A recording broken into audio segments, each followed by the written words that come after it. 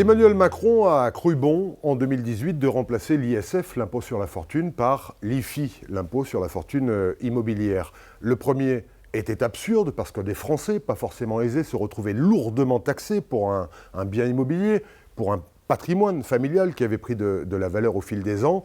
Le deuxième, l'IFI, est tout aussi absurde finalement parce qu'il taxe la propriété, alors que c'est la fortune financière qui relève de la spéculation le plus souvent, qui doit être imposée. Et Marine Le Pen s'engage justement à créer cet impôt sur la fortune financière, l'IFF. Même seuil, même taux que l'ISF, mais la résidence principale en sera exonérée. Les classes moyennes seront donc protégées. La résidence unique, elle aussi, en sera exonérée. C'est cette résidence, cette maison, cet appartement dans lequel vous ne vivez pas parce qu'il est peut-être trop éloigné tout bonnement de votre lieu de travail. En revanche, si vous comptez en dégager un loyer, l'IFF, l'impôt sur la fortune financière, s'appliquera, c'est tout à fait normal. Autre particularité de bon sens, les actifs professionnels, les exploitations agricoles par exemple, en seront également exonérés. Même chose pour les biens classés, les monuments historiques, tout simplement pour éviter de les voir vendus à des fonds de pension ou à de riches étrangers. Résultat, 250 000 personnes seraient concernées par cet impôt sur la fortune financière